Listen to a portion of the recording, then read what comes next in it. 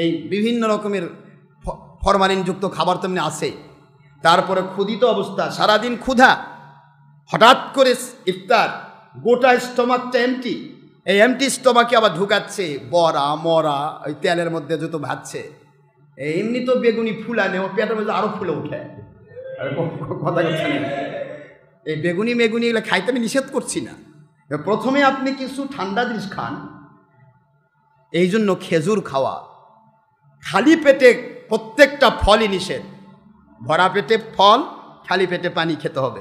কিন্তু আপনি ভরা পেটে কিন্তু ফল খাওয়া, এটা হলো নিয়ম। কিন্তু এমনি খালি পেটে অন্য ফল খেলে, কলা যদি খালি পেটে খান মুহূর্তের মধ্যে গ্যাস ফর্ম করবে। এটা আল্লাহ প্রদত্ত একটা বিধান। কলা খাওয়ার সাথে সাথে গ্যাস শুরু হবে যদি খালি পেটে খান। তারপরে আপনি যে কোনো ফলমূল খেলে প্রত্যেকটাতেই হয় না।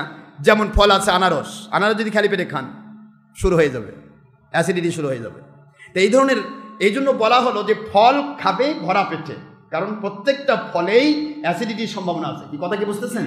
কিন্তু খেজুরের ভিতরে কোনো অ্যাসিড নেই। একটু জোরে বলবেন না সুবহানাল্লাহ?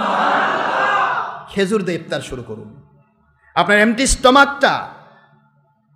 স্টমাকটা আপনি খেজুর দিয়ে আগে শুরু করেন। এমটি স্টমাকটা একটু সুস্থতাও পান। তারপরে ধীরে স্থিরভাবে তারপরে ওই যত আছে ভাজি পুরি খান, অসুবিধা নেই। কথা কি ঠিক আছে?